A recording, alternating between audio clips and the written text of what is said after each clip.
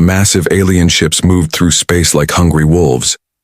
Their dark metal hulls gleamed under the light of distant stars as they surrounded the peaceful world of Viridian Prime. The planet below was blue and green, covered with oceans and forests where millions of innocent people lived their quiet lives. Admiral Zethkar stood on the bridge of his flagship, the Void Render. His tall gray body cast a long shadow across the control panels. His forearms moved quickly over the glowing buttons and screens. Red eyes that never blinked stared down at the world they were about to destroy. This was just another day for the Kethmar Empire. Another world to conquer. Another species to crush. The alien admiral had done this hundreds of times before. He had burned planets and enslaved entire civilizations. The Kethmar way was simple and brutal. They would arrive at a world and give the people one choice: surrender completely or die completely. Most species chose to surrender. The smart ones knew they had no chance against the Empire's mighty fleet. The Viridians had chosen to fight. It was a mistake they would not live to regret. Zethkar's ship was enormous. It was 5 miles long and carried enough weapons to destroy a small moon. Behind him, 200 other Kethmar vessels waited for his command. Each ship was filled with soldiers ready to kill.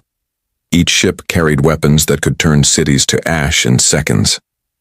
On the planet below, the Viridians scrambled to defend themselves. Their small fighter ships rose up from the surface like angry insects.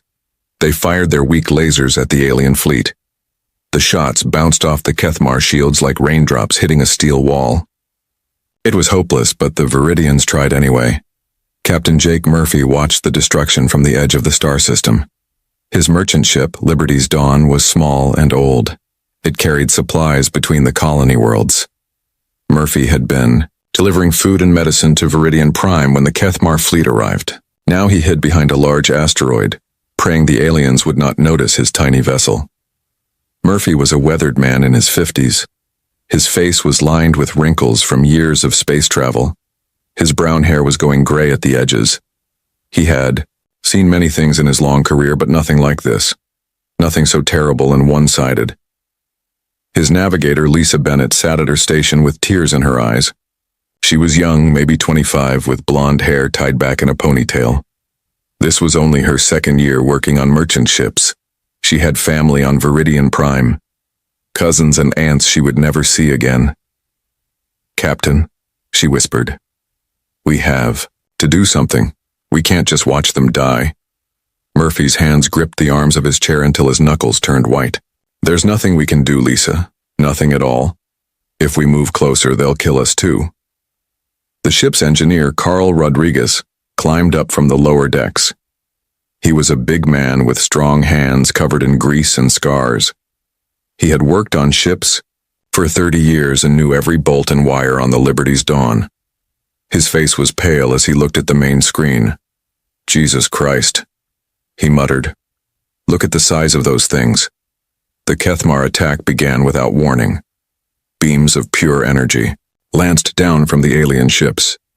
They struck the planet's surface with the force of nuclear bombs. Entire cities vanished in flashes of white light. Mountains melted like ice cream in the sun. The oceans began to boil. The Viridian defense fleet lasted exactly 11 minutes. Their ships exploded one by one as the Kethmar weapons found their targets. Some tried to ram the alien vessels in desperate suicide attacks. They might as well have been trying to damage a mountain by throwing pebbles at it. Zethkar watched the slaughter with cold satisfaction. This was how it always went. The inferior species would make their pathetic attempts at resistance. Then, they would die. The strong survived and the weak perished. This was the natural order of the universe. Within 3 hours, Viridian Prime was a dead world. Its atmosphere burned away into space. Its cities were nothing but radioactive craters. The blue-green planet that had once been home to 50 million people was now a charred rock floating in the void. Murphy forced himself to keep watching. Someone had to witness this horror. Someone had to remember what happened here. His hands shook as he activated the ship's recording systems. Every second of the massacre was being stored in the Liberty's Dawn's memory banks. "We need to get out of here," Rodriguez said, "before they notice us." "Not yet," Murphy replied. "I need to see everything. The people back home need to know what's coming." The Kethmar fleet began to move away from the dead world. They had taken what they wanted. The planet's resources would be strip-mined later by slave ships. For now, Admiral Zethkar had bigger concerns. His next target was already chosen. Small yellow star 12 light-years away. A young species that called themselves humans. They controlled 12 star systems and thought they were safe behind their little defense fleets. Zethkar's intelligence report said the humans had decent technology for such a primitive race. But decent was not enough. Decent had never been enough against the Kethmar Empire. The Admiral had conquered 47 different species in his long career. Some had been stronger than the humans. Some had been smarter. All of them were dead now, or working as slaves in the Empire's factories and mines. Murphy waited until the last alien ship disappeared into hyperspace. Then he powered up his engines and began the long journey back to human space. He had a message to deliver. A warning that might save his species from the same fate as the Viridians. As the Liberty's dawn jumped to faster than light speed, Murphy looked back one last time at the dead world behind them. Somewhere in that burning wasteland were the remains of 50 million innocent people. People who had done nothing wrong except exist in the path of the Kethmar Empire. The humans would be next, unless someone could find a way to stop the unstoppable. Captain Jake Murphy's ship emerged from hyperspace near Earth's outer defense stations. The Liberty's dawn was battered and scarred from the long journey home. 3 weeks of hard travel through dangerous space lanes had taken their toll on the old merchant vessel. But Murphy had made it. He had brought the warning that might save his species. Earth hung before them like a blue marble against the black of space. Murphy had seen his home planet 1,000 times, but it never failed to move him. The white clouds swirling over green continents, the bright lights of cities on the night side, billions of people living their lives, unaware that death was coming, for them all. "Earth Control, this is Captain Murphy of the merchant vessel Liberty's Dawn," he spoke into his radio. "I need to speak with Admiral Williams immediately. Emergency priority, the highest emergency you've got." The voice that came back was young and professional. "Captain Murphy, please state the nature of your emergency. Are you in need of medical assistance or repair services?" Murphy closed his eyes and tried to find the right words. How do you tell someone that their entire world is about to die? "Earth Control, I have witnessed the complete destruction of Viridian Prime, an alien fleet of massive size and power. They're coming this way. Get me Admiral Williams now." There was a long pause. Then the voice came back, less professional now and more worried. "Captain Murphy, please proceed to Docking Bay 7. Admiral Williams will meet you there personally." Lisa Bennett sat at her station, still pale from their long journey. She had not spoken much since watching Viridian Prime burn. Her family was dead, along with everyone else she had ever known on that world. Carl Rodriguez worked quietly in the engine room, keeping the Liberty's Dawn running through sheer willpower and 30 years of experience. Admiral Kate Williams was waiting when Murphy's ship docked. She was a tall woman in her 40s with short gray hair and sharp blue eyes. Her uniform was crisp and clean, with rows of medals that told the story of a long military career. Behind her stood President Harrison, a heavy-set man with kind eyes and worry lines around his mouth. Murphy walked slowly down the docking ramp. He felt every one of his 53 years weighing on his shoulders. The recording device in his hand contained images that would give these people nightmares for the rest of their lives. "Captain Murphy," Admiral Williams said, "show us what you've brought." They gathered in a secure briefing room deep inside the space station. The walls were lined with screens and communication equipment. Around a large table sat the most powerful people in human space: Admiral Williams, President Harrison, and a dozen military commanders and government officials. Murphy connected his recording device to the main display. The screen filled with the image of Viridian Prime as it had been, beautiful and alive, with its blue oceans and green continents. Then the Kethmar fleet appeared, dark shapes against the stars. The room fell silent as they watched the destruction. City-sized energy beams stabbing down from space. Continents cracking and burning. An entire world dying in just 3 hours. When the recording ended, nobody spoke for a long time. Dr. Alex Turner, Earth's leading expert on alien life, was the first to find his voice. He was a thin man with thick glasses and nervous hands. Captain Murphy, did you get any readings on their technology? Any information about their weapons or ships? Murphy nodded and handed over his ship's sensor logs. Everything we could record without getting too close. They're big, Doctor. Bigger than anything we've ever built. And their weapons. I've never seen anything with that kind of power. Dr. Turner studied the data on his tablet. His face grew more worried with each page. Their ships appear to be at least 5 miles long. The largest human warship is barely half a mile. Their energy output is... This can't be right. These numbers say their main weapons have the power of small suns. Colonel Danny Foster leaned forward in his chair. He was a career soldier with scars on his face and metal in his spine from old battles. How many ships in their fleet, Captain? Over 200 that I could count, Murphy replied. Maybe more hiding in the back. They moved like they'd done this 1,000 times before. Professional, efficient, cold. Admiral Williams turned to her staff officers. What do we have to defend Earth and the colonies? Colonel Foster opened his briefing folder. The news was not good. 42 warships in total, Admiral. The UES Defiance is our largest and most powerful. Captain Steve Collins commanding. But even the Defiance is tiny compared to what Captain Murphy saw. Lieutenant Amy Parker, a young intelligence officer with bright red hair and sharp green eyes, studied the alien tactical data. She was fresh out of the academy, but had a mind for patterns that impressed her superiors. Something in the enemy's movements caught her attention. Admiral, she said quietly, I think I see something important. Look at how they attacked Viridian Prime. They used overwhelming force from the start. No negotiation, no warning, just complete destruction. But why? Because they're monsters, President Harrison said with anger in his voice. No, sir, Lieutenant Parker replied.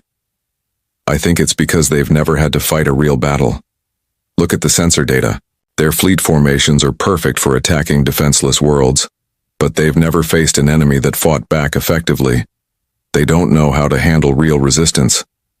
Dr. Turner looked up from his data pad. She might be right. These energy signatures suggest their weapons are designed for quick, devastating attacks. But they might not be good for long battles. They could overheat or drain too much power. Admiral Williams stood up and walked to the large window overlooking Earth. The blue planet turned slowly below them, peaceful and unaware. Somewhere out in the dark, the Kethmar fleet was coming. In weeks or months, those same alien ships would arrive here. They would try to do to Earth what they had done to Viridian Prime. How long do we have? She asked. Murphy calculated the distances in his head. 3 months, maybe 4 if we're lucky. They'll need time to regroup and plan their next attack, but they're coming, Admiral. Nothing in this galaxy has ever stopped them before. The Admiral turned back to face the room. Her decision was made. Then we'll be the first. Colonel Foster, begin immediate mobilization of all defense fleets. I want every ship we have concentrated at the Kepler 442 system. If they want to reach Earth, they'll have to go through us first. President Harrison stood up slowly. Admiral, you're talking about sacrificing our entire fleet. 42 ships against 200? It's suicide. Maybe, Williams replied. But someone has to make a stand. Someone has to show these aliens that humans don't surrender. Even if we can't win, we can make them pay a price. Maybe that will be enough to inspire others. Captain, Steve Collins, commander of the UES Defiance, had been quiet during the briefing. Now he spoke for the first time. He was a calm man in his 30s with steady hands and clear eyes. Admiral, the Defiance volunteers to lead the formation. If we're going to make a stand, we might as well do it right. The meeting ended with orders flying in all directions. Ships would be recalled from patrol duties. Weapons would be loaded. Crews would be prepared for the fight of their lives. Earth's entire defense fleet would gather at one point in space and wait for the unstoppable enemy to arrive. Murphy watched the activity with mixed feelings. He had delivered his warning. He had done his duty. But he wondered if it would be enough. Could 42 human ships really stand against the force that had conquered half the galaxy? Time would tell. The Kethmar were coming, and humanity would be ready to meet them. The Kepler 442 system was empty except for human ships. 42 warships hung in space like steel guardians protecting the jump gate that led to Earth. They formed a defensive wall across the alien fleet's path. Behind them lay humanity's home. Ahead of them waited certain death. Captain Steve Collins stood on the bridge of the UES Defiance. His flagship was the largest vessel in the human fleet, but it felt tiny in the vast emptiness of space. Around him, his crew worked at their stations with quiet determination. They all knew what was coming. They all knew their chances of survival. Commander, Rachel Stone checked her weapon systems for the 10th time that hour. She was a small woman with dark hair and steady hands. Her fingers moved across the control panels like a pianist playing a familiar song. All guns ready, Captain. We've got enough firepower to hurt them if we get close enough. Lieutenant Tony Garcia monitored the sensor displays. He was young, maybe 25, with nervous energy that kept him moving constantly. Still no sign of them, sir. But they'll be here soon. I can feel it. Chief Engineer Beth Martinez climbed up from the engine room. She was covered in grease and sweat from working on the ship's systems. We're running as hot as we can, Captain. The reactor is at maximum output. If we need more power, I'll have to start breaking safety rules. Collins nodded at his officers. These people had served with him for 3 years. They trusted him completely and he would not let them down, even if it meant dying with them in the next few hours. Admiral Kate Williams coordinated the defense from her command ship, the UES Sovereign. She watched the tactical displays showing every human vessel in the system, destroyers and cruisers, and battleships all arranged in a formation that looked impressive until you remembered what they were facing. The jump gate at the edge of the system began to glow with strange energy. Williams felt her stomach tighten with fear and anticipation. This was it. After 3 months of preparation, the enemy had finally arrived. Space twisted and bent as the first Kethmar ships emerged from hyperspace. They came through the jump gate, like nightmares made real. Dark hulls that seemed to eat the light around them. Weapons that could crack planets. Ships so large they had their own gravity fields. Admiral Zethkar's flagship, the Void Render, led the alien fleet into normal space. Behind him came wave after wave of Kethmar vessels, 200 ships of incredible size and power. They moved in perfect formation like parts of a single deadly machine. The alien admiral studied his sensors with growing confusion. The humans were still here. Their entire fleet waited in a defensive formation directly in his path. Most species ran when they saw his armada approaching. The smart ones surrendered immediately. These humans appeared to be preparing for battle. Zethkar had conquered 47 different species in his long career. He had burned 1,000 worlds and enslaved billions of people. Not once had any enemy chosen to fight when faced with such overwhelming odds. These humans were either very brave or very stupid. Open a communication channel, he ordered his bridge crew. His voice was cold and emotionless, like winter wind over a grave. Let us offer them the standard terms. The transmission reached every human ship in the system. Zethkar's image appeared on their screens, tall and gray with red, eyes that never blinked. When he spoke, his words carried the weight of absolute authority. I am Admiral Zethkar of the Kethmar Empire. You have 1 hour to surrender completely. Disable your weapons and prepare to be boarded. Resistance will result in the total destruction of your species. This is your only warning. Admiral Williams looked at the alien commander's face and felt cold anger rise in her chest. This creature had destroyed entire worlds. He had killed billions of innocent people. He expected humans to bow down and accept slavery or death.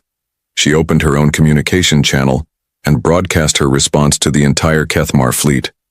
Her voice was calm and clear, with no trace of fear or doubt. This is Admiral Williams. of the United Earth Defense Force. You are not welcome in human space. We do not surrender to murderers and destroyers of worlds. Turn back now, or we will fire upon your vessels." Silence followed her words. On every Kethmar ship, alien officers stared at their communication screens in shock. No species had ever refused their ultimatum so directly. No enemy had ever threatened to attack their fleet. Zethkar felt something he had not experienced in decades. Surprise. These humans were actually going to fight. They saw his massive fleet and chose battle instead of surrender. It was fascinating, and foolish at the same time. Captain Collins received Admiral Williams' final orders on a secure channel. "All ships prepare for combat. We fight for Earth. We fight for humanity. Show these aliens what humans do when cornered." The Kethmar fleet moved into attack formation. Their weapons began to charge with deadly energy. Targeting systems locked onto the human vessels. In a few moments, the slaughter would begin. But something unexpected happened. The humans moved first. Collins gave the order that started humanity's last stand. "All ships, open fire, target their flagship, give them everything we've got." 42 human warships fired at once. Energy beams and missiles streaked across space toward the alien fleet. The concentrated firepower of Earth's entire defense force struck Admiral Zethkar's ship like a hammer blow. The Void Render's shields flared and sparked under the assault. Alien crew members were thrown from their stations as the massive ship shuddered under impacts it was never designed to withstand. Warning alarms screamed throughout the vessel. For the first time in Kethmar history, their flagship had taken significant damage in battle. Zethkar pulled himself up from the deck, purple blood running from a cut on his forehead. His red eyes blazed with fury and disbelief. These primitive humans had actually hurt him. They had damaged his ship and wounded his pride. "Return fire," he roared at his crew. "Kill them all, every last human ship." The Kethmar fleet opened fire with weapons that could melt continents. Energy beams lanced across space toward the human formation. The real battle was about to begin. Captain Collins watched the alien weapons approaching and felt a strange sense of peace. They had struck the first blow. They had hurt the enemy. Whatever happened next, humanity had shown it would not go quietly into the dark. "Here they come," he said to his crew. "Hold the line. Make them pay for every inch." The energy beams reached the human fleet and the dying began. The battle raged like a storm in space. Energy beams cut through the darkness as ships exploded into balls of fire and metal. The Kethmar fleet had expected a quick victory. Instead, they found themselves fighting the longest battle in their empire's history. Captain Steve Collins gripped the arms of his command chair as another alien weapon strike shook the UES Defiance.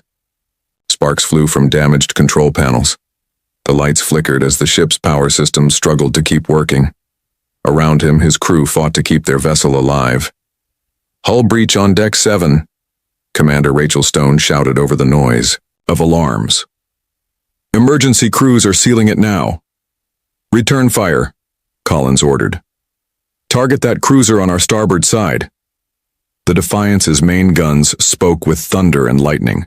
Their energy beams struck the Kethmar ship and punched through its shields. The alien vessel twisted away, trailing atmosphere and debris from the holes torn in its hull. 18 hours had passed since the battle began. 18 hours of constant fighting. The human fleet was dying ship by ship, but they were taking enemies with them. Every human vessel that fell made sure to hurt the aliens before going dark forever. The UES Courageous under Captain Nina Adams had lost all its weapons in the first hour of fighting. The ship was a wreck, held together by emergency welds and the will of its crew. But Captain Adams was not finished yet.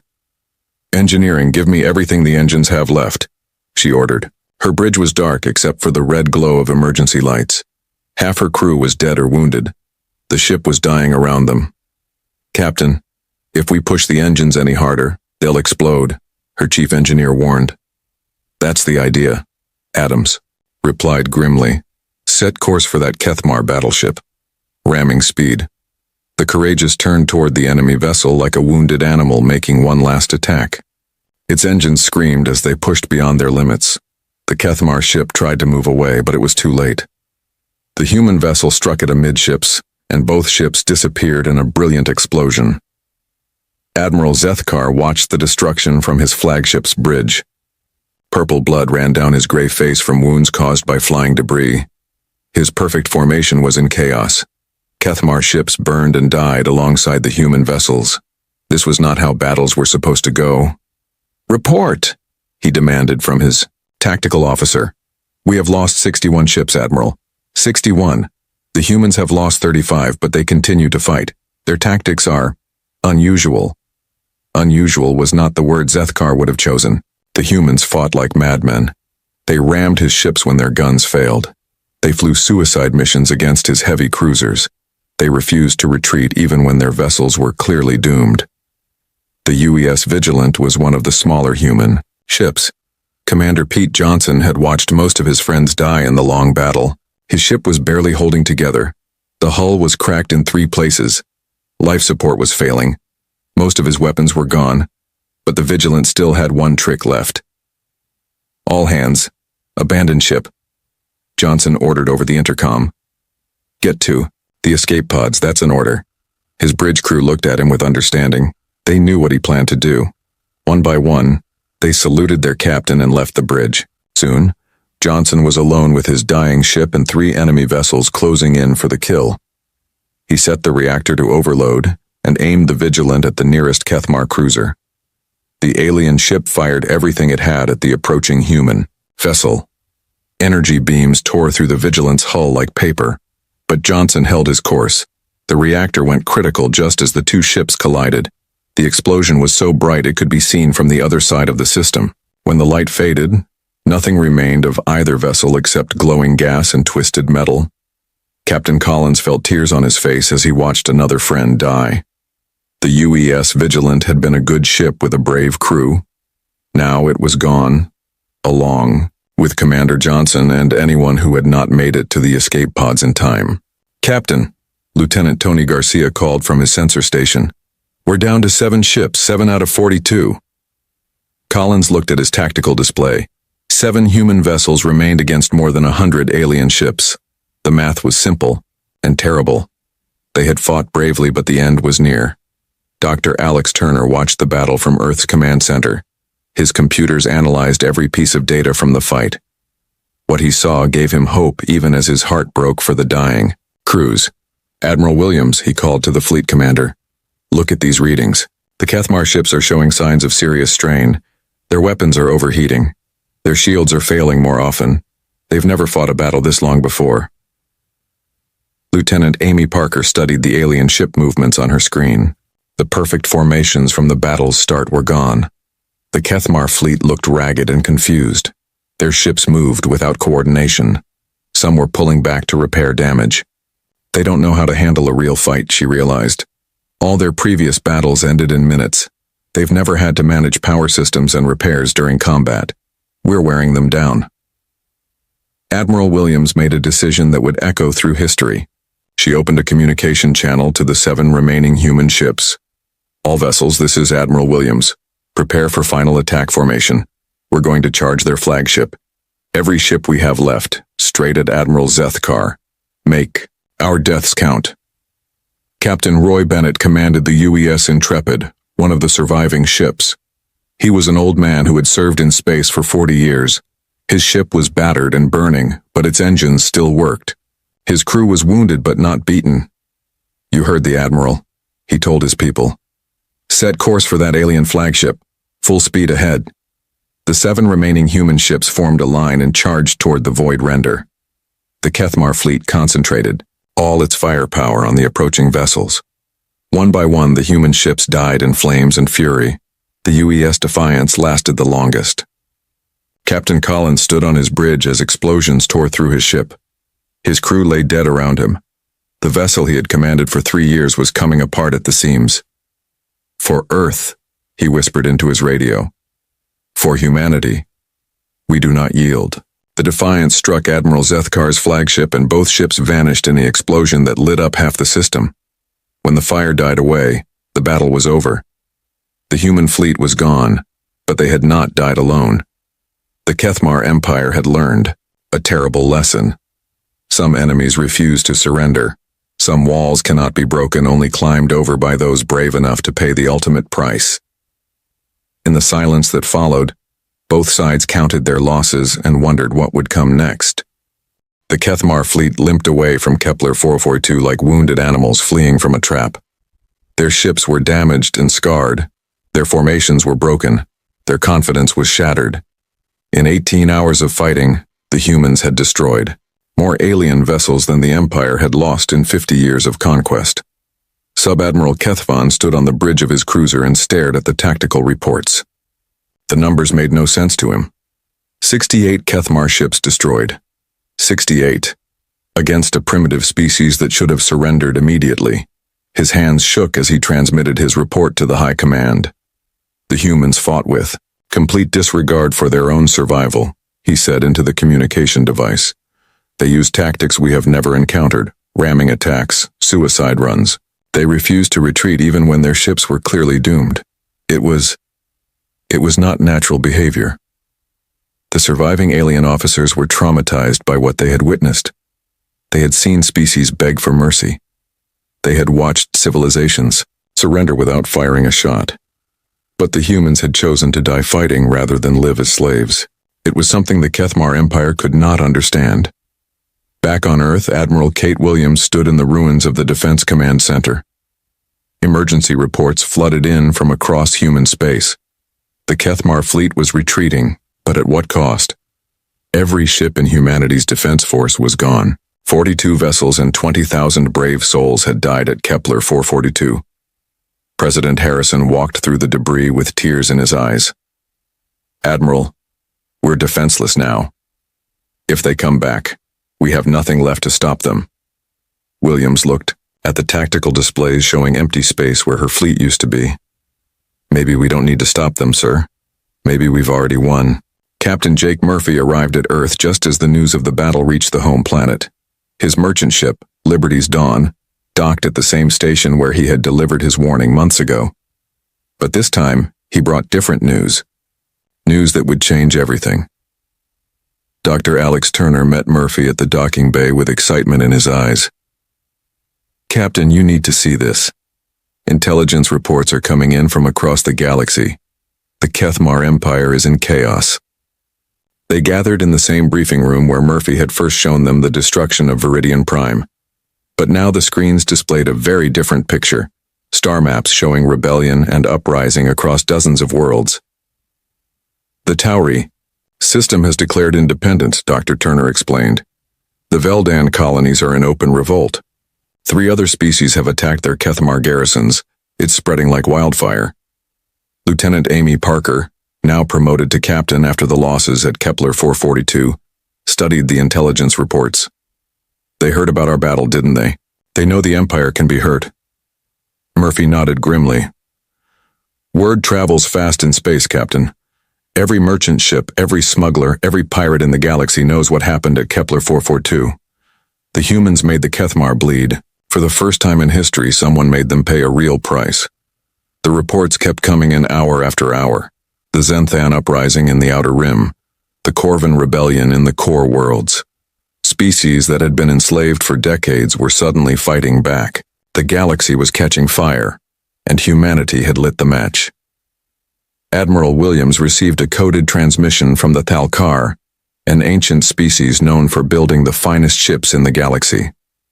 Their worlds had been conquered 30 years ago, but their shipyard still operated under alien control.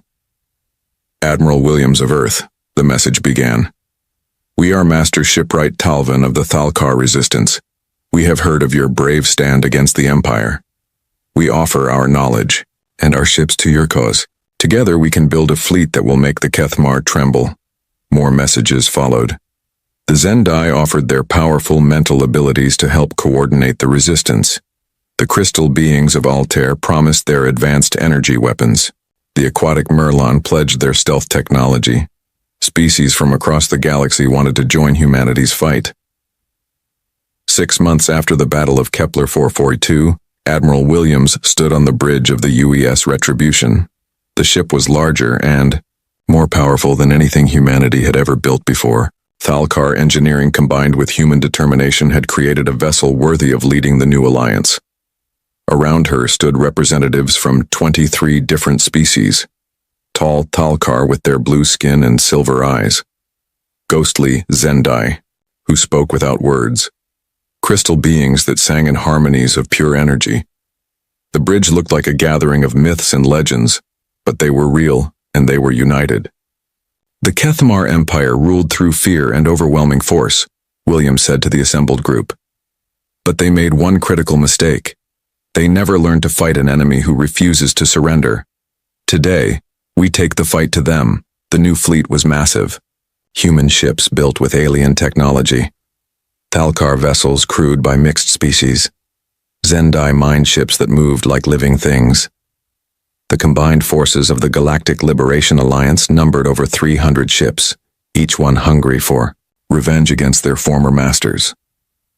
Captain Murphy watched the fleet prepare for its first mission from the observation deck of his new ship. The Liberty's Dawn had been retired and he now commanded a fast courier vessel for the Alliance. His job was to carry messages between the rebel worlds and coordinate their growing resistance. Hard to believe it all started with one warning, Lisa Bennett said as she joined him at the window. She was his first officer now, promoted after years of faithful service. The destruction of her home world still haunted her, but she had found purpose in the fight for freedom. The warning was, "Just the beginning," Murphy replied.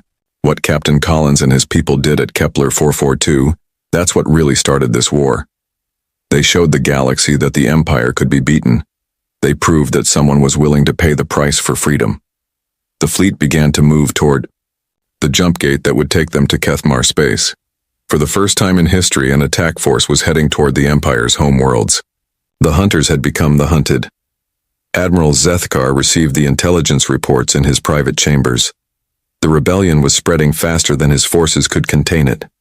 Worse, the humans had somehow convinced dozens of species to join their cause. The primitive race that should have been extinct was now leading a galactic revolution. He had requested reinforcements from the High Command, but the other admirals were too busy dealing with uprisings in their own sectors.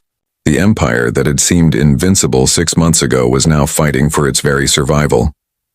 As the human-led fleet jumped into hyperspace, heading for its first target, Williams thought about the crew of the UES Defiance.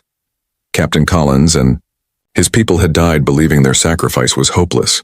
They could never have imagined that their defiant last stand would inspire half the galaxy to rise up in rebellion. The war was just beginning, but the outcome was no longer in doubt.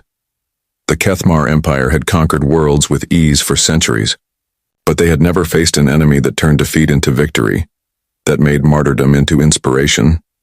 The galaxy would never be the same, and it all started with humans who refused to surrender. Lieutenant Adam Blackwell stood at the viewport of his small diplomatic vessel, watching as the red planet of Zoraxis grew larger. This was humanity's first contact with the Zoraxian Empire, and he had been chosen to represent Earth. Adam was nervous but proud. At 32 years old, with 10 years in the United Earth Diplomatic Corps, this was the mission of a lifetime. "Preparing for landing, Lieutenant," said the ship's eye. "Zoraxian Control has granted permission to dock at their capital spaceport." Adam straightened his blue uniform and checked his appearance one last time. His short brown hair was neatly combed, and his diplomatic insignia gleamed on his chest. First impressions mattered, especially with a species known for their military might.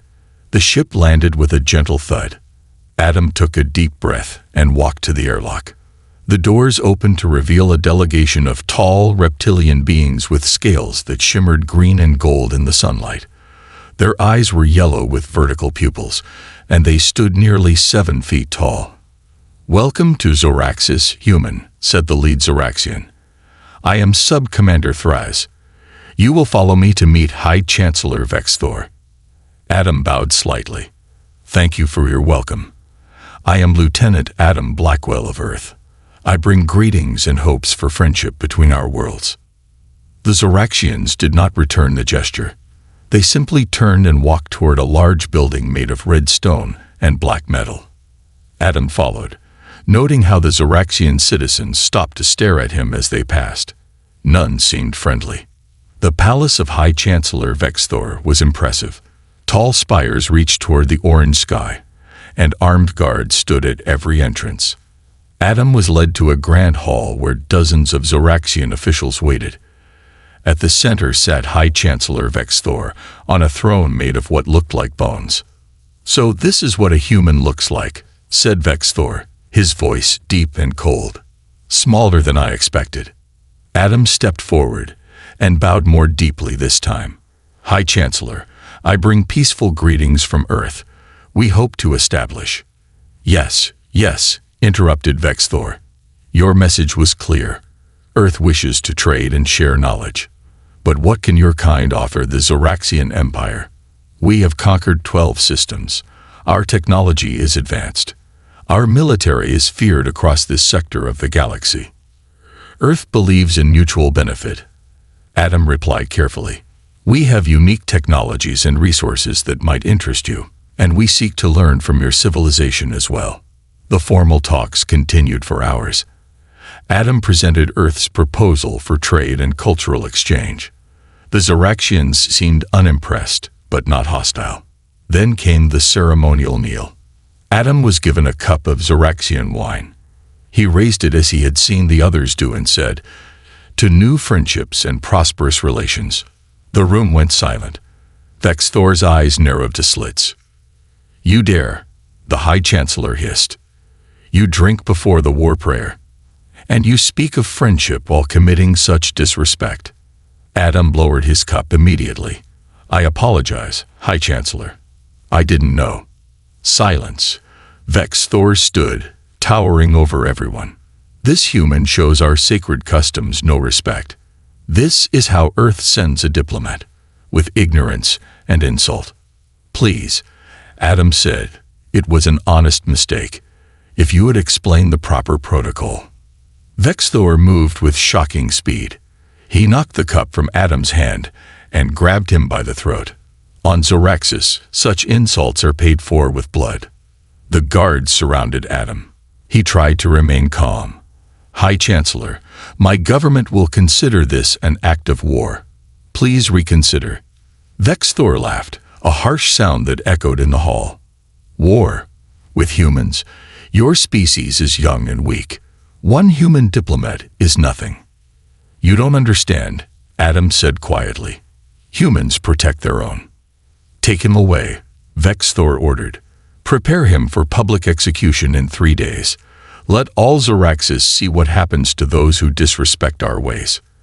As the guards dragged him away, Adam managed to press the emergency beacon hidden in his sleeve. The signal would reach Earth in hours. He knew what would happen next, and he almost felt sorry for the Zoraxians. They had no idea what they had just started. Fleet Admiral Olivia Reeves was in the middle of a budget meeting when the emergency signal came through. Her wrist communicator flashed red, and she immediately stood up. "Meeting adjourned," she said sharply. The other officers knew better than to question her. In the command center of Earth's orbital defense platform, technicians worked quickly to trace the signal. "It's from Lieutenant Blackwell, Mom," said a young officer. "Code red distress beacon activated 43 minutes ago from Zoraxis." Olivia's face hardened. She had warned against sending just one diplomat to the Zoraxians, but the Peace Council had overruled her. "Show me everything we have on the Zoraxian Empire," she ordered. Screens lit up around the room with images, data, and reports. The reptilian species had a history of conquest and viewed other races as beneath them. They respected only strength and saw diplomacy as weakness. "Get me the president," Olivia said. Within hours, an emergency session of Earth's United Council was in session. Olivia stood before the world's leaders, her gray-streaked hair pulled back tightly, her uniform spotless. "The Zoraxians have detained Lieutenant Blackwell and plan to execute him in 3 days," she reported. "They've made no demands and have rejected all our communication attempts." President Garcia frowned. "What are our options, Admiral?" "We send a fleet," Olivia said without hesitation.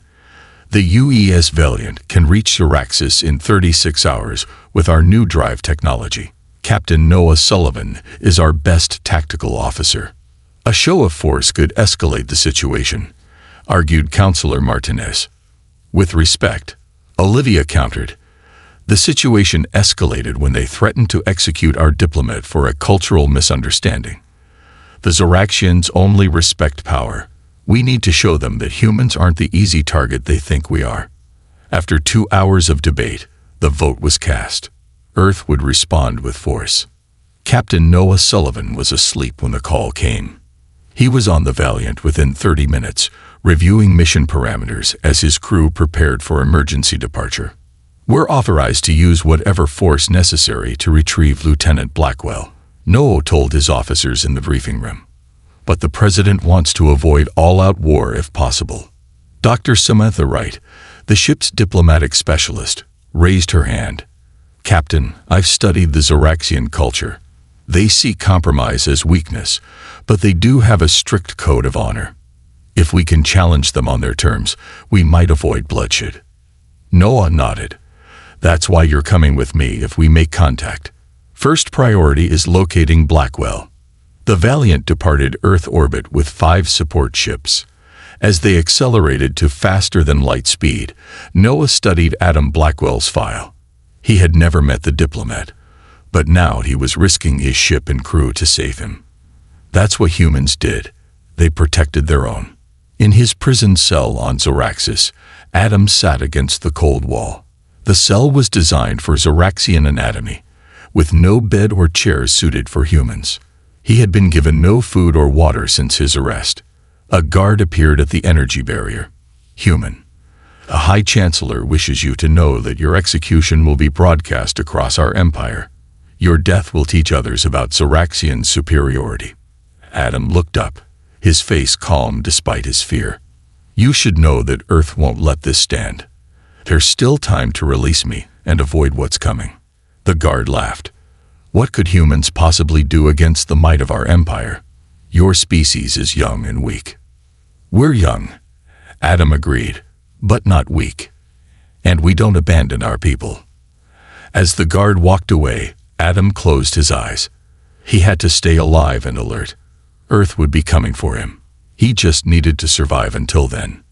In the darkness of space, the Valiant and its escort ships raced toward Zoraxis, carrying humanity's response to those who had dared threaten one of their own. The UES Valiant dropped out of faster-than-light travel at the edge of the Zoraxian system. Captain Noah Sullivan stood on the bridge, watching the red planet appear on the main screen. 5 Zoraxian warships detected, Captain, reported his sensor officer. They're moving to intercept. Noah nodded calmly. Open a channel to their command ship. The screen changed to show a Zoraxian commander, his scales darker than those Noah had seen in the briefing files. A sign of higher rank, Dr. Wright had told him. This is Captain Noah Sullivan of the United Earth ship Valiant. We demand the immediate release of Lieutenant Adam Blackwell. The Zoraxian commander hissed. I am War Leader Kraz. Your demands mean nothing here, human. Your diplomat insulted our High Chancellor and will pay the price. Dr. Wright stepped forward. War Leader, by your own laws, a cultural misunderstanding during first contact cannot be punished by death. Section 12 of your Military Honor Code states this clearly. Kraz looked surprised but quickly recovered. You know nothing of our ways. The High Chancellor himself declared the offense worthy of death. Then we request to speak with the High Chancellor, Noah said. He does not speak with lesser beings, Kraz replied. Leave our system now, or we will destroy your ships. Noah's face hardened. War Leader, we don't want conflict. But make no mistake, we will not leave without our diplomat. You have 1 hour to release him, or we will take action. Kraz laughed, showing sharp teeth. Your primitive ships are no match for our fleet. We have conquered 12 systems and destroyed anyone who opposed us. You've never faced humans before, Noah said quietly. 1 hour, War Leader.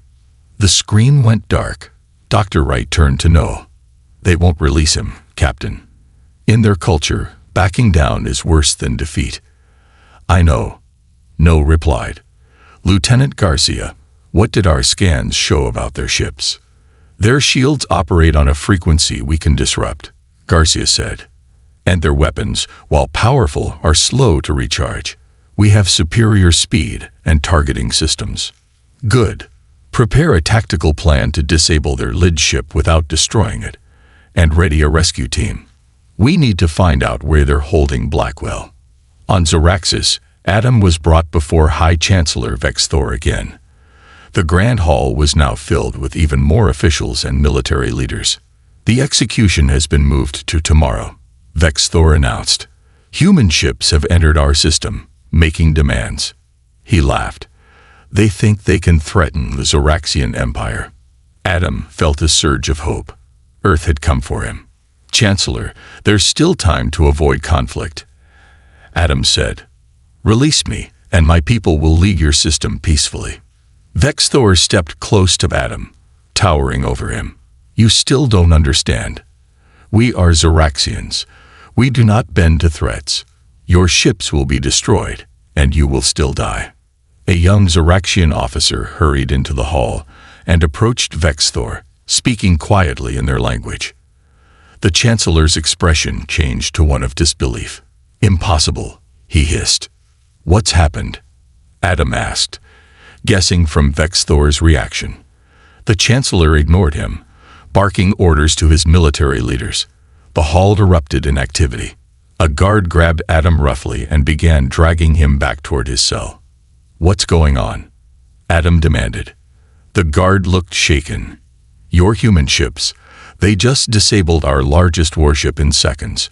No one was killed, but the ship is completely powerless. Adam couldn't help smiling. I told you, humans protect their own.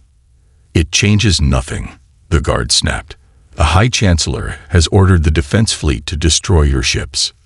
They can try, Adam said. In space, Noah watched as the disabled Zoraxian warship drifted powerless. The precision strike had worked perfectly. The other 4 ships were regrouping, clearly shocked by what had happened. Message from War Leader Kraz, Captain, said the communications officer. Put him through, Noah ordered. Kraz's face appeared, his expression a mixture of rage and disbelief. This is your final warning, human. Leave now or be destroyed. Noah leaned forward. This is my final warning. Release Lieutenant Blackwell, or next time, we won't just disable your ships.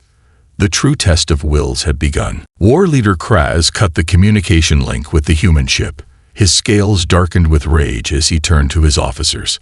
How did they disable the pride of Zaraxis so easily? He demanded. Unknown, War Leader, said his second-in-command. Their weapon penetrated our shields as if they weren't there.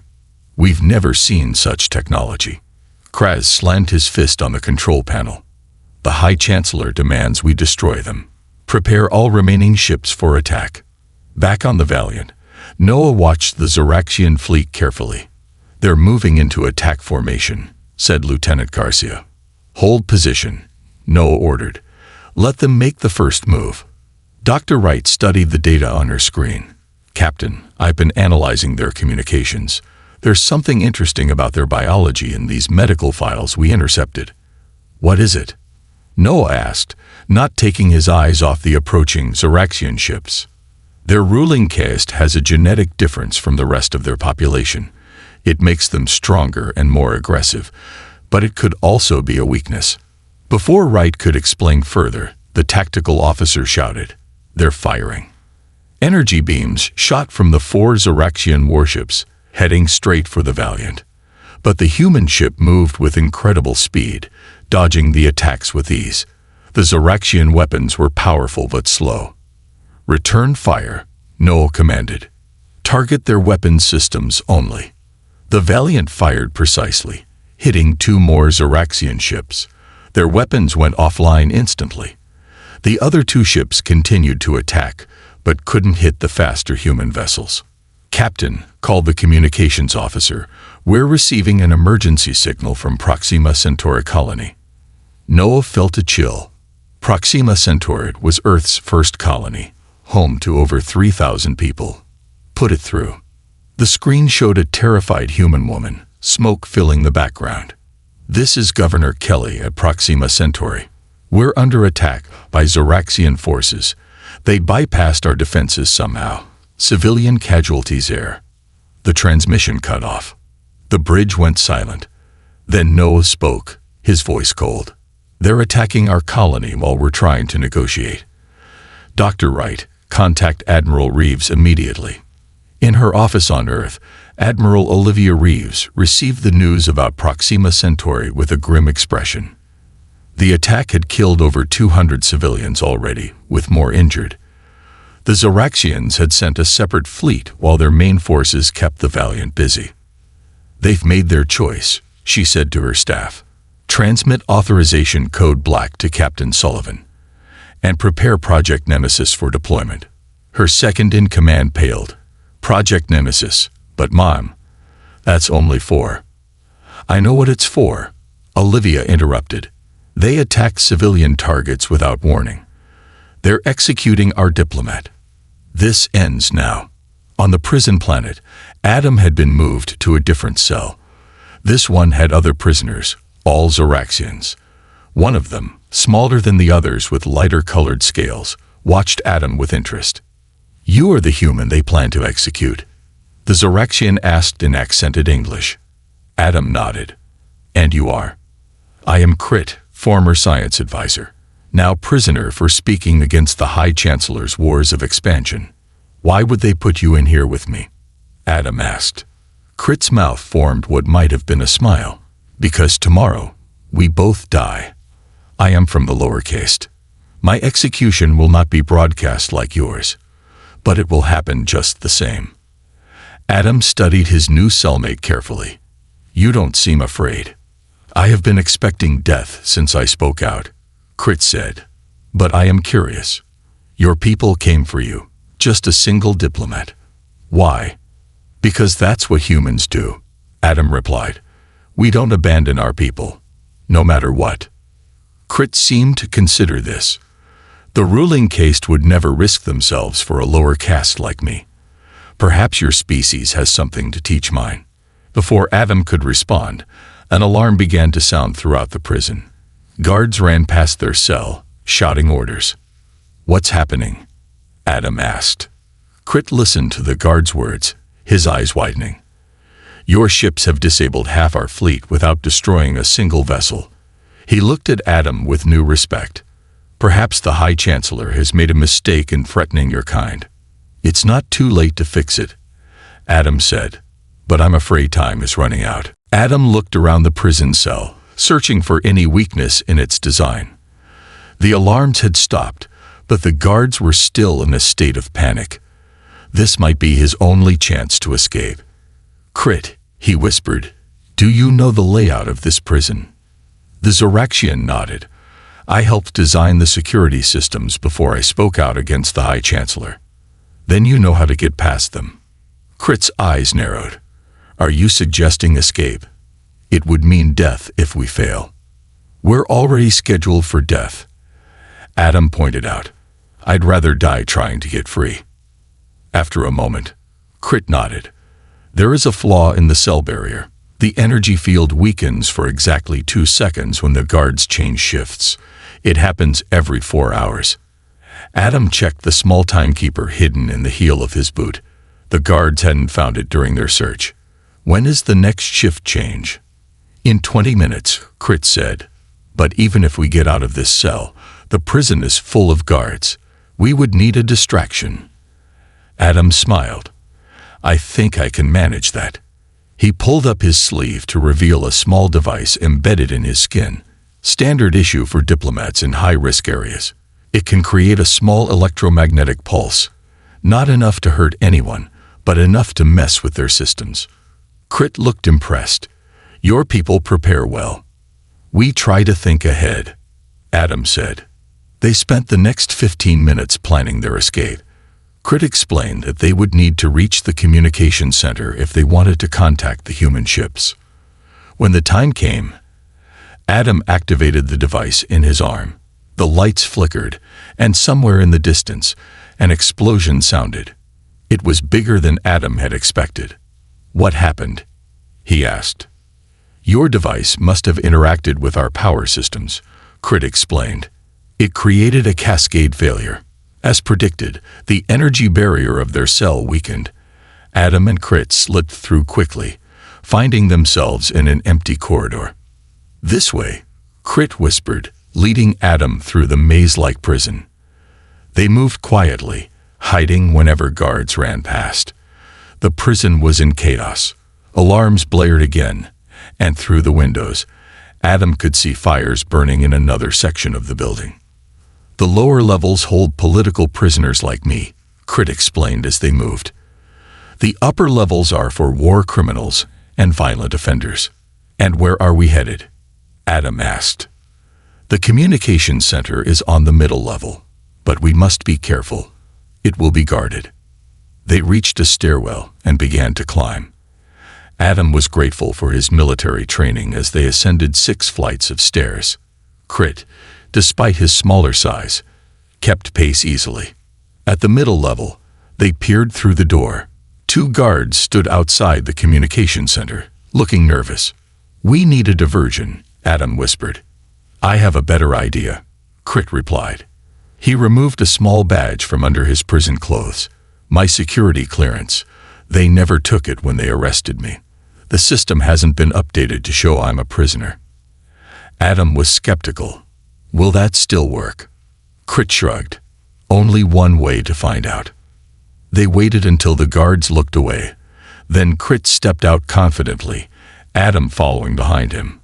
Crit spoke sharply in the Zoraxian language, holding up his badge. The guards straightened immediately, clearly intimidated. After a brief exchange, the guards stepped aside.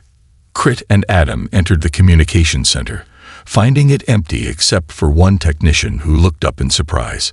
Before the technician could speak, Adam moved quickly, using a fighting technique he had learned in training. The technician slumped unconscious but unharmed. "Impressive," Crit said. "Now let me access the system." Crit's fingers moved quickly over the controls. "I can open a secure channel to your ships. But we must hurry. The security override won't last long." Adam nodded. "Can you also access information about what's happening? Why is the prison in such chaos?" Crit pulled up several screens, his eyes widening as he read. "Your ships have completely disabled our defense fleet without killing anyone. And," he paused, looking troubled, "the High Chancellor has ordered an attack on your colony world." "Proxima Centauri," Adam said grimly. "How bad?" "Hundreds dead," Crit said quietly. "I am sorry. This is not the way of all Zoraxians. Only the ruling caste desires such violence." Adam's face hardened. "Open that channel to the Valiant. Now." On the bridge of the UES Valiant, Captain Noah Sullivan watched the disabled Zoraxian ships drift in space. His tactical victory felt hollow after hearing about the attack on Proxima Centauri.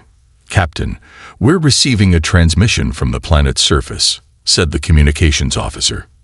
"It's on an emergency frequency." Noah straightened. "Put it through." The screen flickered, then showed Adam Blackwell's face. He looked thin and tired, but very much alive. "Lieutenant Blackwell reporting, Captain," Adam said with a small smile.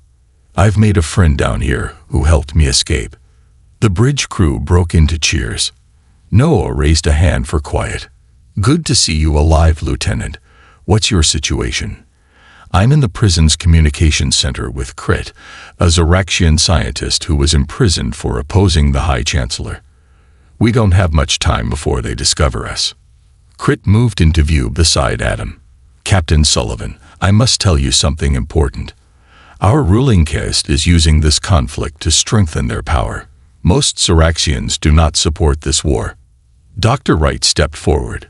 "This confirms my analysis, Captain. The ruling caste is genetically different from the rest of the population, more aggressive and power-hungry." "Can you get to an extraction point, Lieutenant?" Noah asked. Adam shook his head. "The prison is on high alert, but Crit has access to information about Project Nemesis. Noah exchanged a surprised look with Dr. Wright. How do you know about that? Crit answered, your communication with Earth was intercepted. I know that Admiral Reeves has authorized this project. If it is what I think it is, I beg you to reconsider. It's a targeted bioweapon, Dr. Wright explained, designed to affect only the ruling caste of Zoraxians based on their unique genetic markers. It would cause their extinction while leaving the rest of the population unharmed. Adam looked shocked. Earth would really do that? Wipe out an entire class of beings? After the attack on Proxima Centauri, the president approved it as a last resort, Noah said grimly. It's being prepared for deployment now. There must be another way, Adam insisted. Crit, tell them what you told me about your society. Crit's voice was urgent. The ruling caste makes up less than 2% of our population, but they control everything. They have kept the rest of us in virtual slavery for generations. Many of us have tried to resist, but we lack the power. So you're saying the majority of Zoraxians would welcome their removal? Dr. Wright asked. Yes, but not through extinction, Crit said. Such an action would haunt relations between our species forever. The screen suddenly flickered as alarms sounded in the background. We're out of time, Adam said. They've found us. Hold on, Lieutenant, Noah ordered. We're coming for you. Dr. Wright, contact Admiral Reeves. Tell her we need to delay Project Nemesis. We're going to try something else. The screen went dark as the connection cut off. Noah turned to his officers. Prepare a strike team. We're going to extract Lieutenant Blackwell and his Zoraxian friend. On Zoraxis, Adam and Crit backed away from the communication console as the door to the center burst open. 4 guards rushed in, weapons raised. Surrender, escaped prisoners. The lead guard shouted. Adam looked at Crit, who nodded slightly. They raised their hands. Take them to the High Chancellor, ordered the guard. He wants to speak with the human before the execution.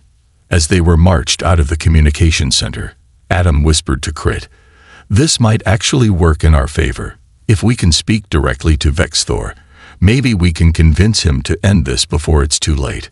The High Chancellor does not listen to reason, Crit replied quietly.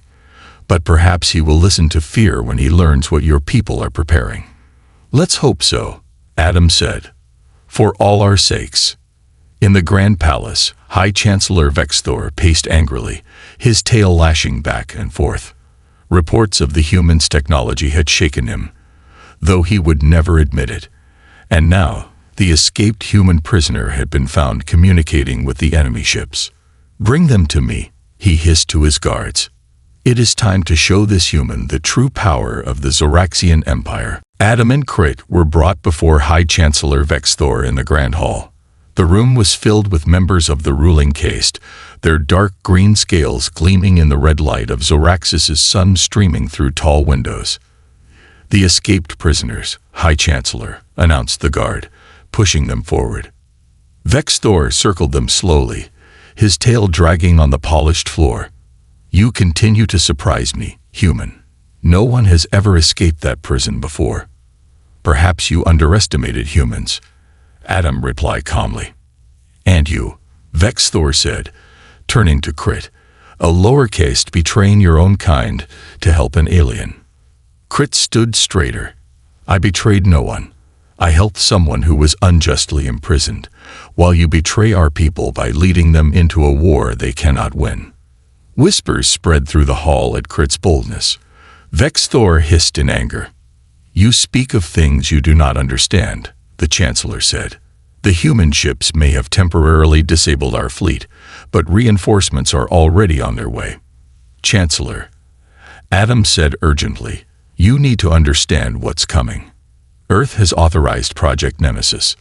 The name meant nothing to Vexthor, but Crit gasped. Project Nemesis is a targeted bioweapon, Adam continued. It affects only the ruling caste's unique genetic markers. If deployed, it will cause the extinction of your entire caste, while leaving the rest of the Zoraxian population unharmed. The hall fell silent. Vexthor's eyes narrowed to slits. You lie, he said, but there was uncertainty in his voice. He speaks the truth, Crit said. I saw the communications myself. Their scientists have identified the genetic difference that makes the ruling caste distinct. The weapon targets only that genetic sequence. One of the Chancellor's advisors stepped forward. High Chancellor, if this is true, we must reconsider our position. Silence, Vexthor shouted. This is clearly a trick to make us surrender. He turned back to Adam. Your people would not dare to wipe out an entire caste. You humans claim to value life. We do, Adam said. That's why I'm urging you to end this now before it's too late. The attack on our colony changed everything. Hundreds of innocent civilians died. Earth will respond. In space above Zoraxis, the UES Valiant prepared for its most dangerous mission yet. Captain Noah Sullivan addressed the strike team in the launch bay. Lieutenant Blackwell and his Zoraxian ally are being held in the palace in the capital city, he explained. We have their exact location thanks to the tracker in Blackwell's emergency beacon. Dr. Wright stepped forward. I've just received word from Admiral Reeves. Project Nemesis is ready for deployment, but she's given us 6 hours to try our plan first. Noah nodded grimly. Then we have 6 hours to extract our people and convince the Zoraxian leadership to stand down. He looked at each member of the strike team. This mission is completely voluntary. We'll be dropping into hostile territory with minimal support. Every member of the team stayed in place, ready to go. Noah felt a surge of pride. Let's bring our people home, he said. Back in the palace, Vexthor had retreated to consult with his inner circle, leaving Adam and Crit under heavy guard. Do you think he believed us? Adam asked quietly. He believes enough to be worried, Crit replied, but his pride may prevent him from acting on that belief. Suddenly, the palace shook with a powerful explosion. Alarms blared throughout the building. What was that? Adam asked. A guard rushed into the room. High Chancellor, human ships have entered the atmosphere. They're attacking the defense installations around the palace. Vexthor emerged from his private chamber, his face twisted with rage. Kill the prisoners now, he ordered. Then evacuate to the bunker. As guards moved toward them with weapons raised, Adam looked at Crit. I'm sorry I got you into this. Crit's mouth formed the Zoraxian equivalent of a smile. Do not apologize, human. In meeting you, I found hope for my people. The guards took aim. Adam closed his eyes, waiting for the end. A blinding flash of light filled the room. When Adam opened his eyes again, the guards lay unconscious on the floor. In the doorway stood Captain Noah Sullivan and a team of human soldiers. Lieutenant Blackwell, Noah said with a smile, I believe your diplomatic mission is concluded. Time to go home. We need to move quickly, Captain Sullivan said, tossing Adam a weapon. The palace is in chaos, but it won't last long. Wait, Adam said. We can't leave yet. Not without Vexthor. Noah frowned. Lieutenant, our mission is to extract you and your ally. We have less than 5 hours before Project Nemesis is deployed. That's why we need Vexthor, Adam insisted. If he orders a complete surrender and calls back the ships attacking our colony, Earth might stand down. Crit stepped forward. He fled to the royal bunker. I know the way. Noah hesitated, then nodded. Lead on, but we move fast. They raced through the palace corridors, encountering little resistance. Most guards had fled during the human attack. Crit led them down a hidden stairway to a heavily reinforced door. The bunker entrance, he explained. It requires ruling case DNA to open. Stand back, ordered one of the strike team's soldiers. He placed a small device on the door. There was a soft hum, then the door slid open. Inside, they found Vexthor and 5 of his top advisors preparing to evacuate in an underground transport. Stop, Noah commanded, his team aiming their weapons at the Zoraxians. Vexthor hissed in fury. How dare you invade our sacred bunker? Adam stepped forward. High Chancellor, this is your last chance. Surrender now and recall your ships from Proxima Centauri. If you do, there's still hope to prevent Project Nemesis. Never, Vex Thor spat. I would rather my entire caste perish than bow to humans. One of his advisors, an older Zoraxian with faded scales, turned to Vex Thor. High Chancellor, reconsider. Our people will survive without us, but if we can prevent our extinction. Silence, Trax. Vex Thor shouted. This is about more than survival. This is about honor. No, Crit said, stepping forward. This is about your pride. You cannot accept that you made a mistake when you threatened a human. For a moment, no one spoke. Then Adam's communicator beeped. It was Admiral Reeves. Lieutenant Blackwell, she said, her voice clear through the device. Captain Sullivan, I'm glad to see you're alive, but I must inform you that the Zoraxian attack on Proxima Centauri continues. We've lost over 500 civilians now. Adam looked at Vex Thor. Order them to stop. Now. The High Chancellor's eyes burned with hatred, but for the first time, there was also fear. And if I do, what guarantee do I have that you won't deploy your weapon anyway? Noah stepped forward. You have my word as a captain of the United Earth Fleet. Stop the attack, and we will negotiate a peace. Vex Thor looked at each of them, then at his advisors, who nodded urgently. Finally, his shoulders slumped. Very well, he said. He pressed a communication device on his wrist. This is High Chancellor Vex Thor. All ships at the human colony are ordered to cease attack and return to Zoraxis immediately. Authentication code. Ruler Prime Alpha. Admiral Reeves' voice came through again moments later. Our sensors confirm the Zoraxian ships are withdrawing from Proxima Centauri. 3 months later, Adam stood on the observation deck of the newly established Earth Embassy on Zoraxis. Beside him stood Crit, now wearing the formal robes of the Transitional Council leader. The new government elections are next month, Crit said. For the first time, all castes will vote. Adam smiled. Earth is pleased with the progress. The trade agreements are benefiting both our worlds. And what of Project Nemesis? Crit asked quietly. Dismantled, Adam assured him. Admiral Reeves personally oversaw its destruction once the peace treaty was signed. They looked out at the capital city, where humans and Zoraxians now walk together through the streets. In the distance, the palace where Vex Thor had once ruled stood as a museum, a reminder of how close their species had come to conflict. You know, Adam said thoughtfully, in an odd way, we owe Vex Thor thanks. His threat against one human diplomat led to the liberation of your entire species. Crit made the Zoraxian gesture of agreement. Sometimes the greatest changes come from the smallest beginnings, but I think the lesson my people learned is most important. What lesson is that? Adam asked, though he already knew the answer. Crit looked at him, his eyes reflecting the red sunlight. Never threaten a human. Your species protects its own, even if it means facing extinction to do so. Adam nodded. Let's hope neither of our species has to learn such a lesson again. Together, they watched as the sun set on a new era of peace between their worlds.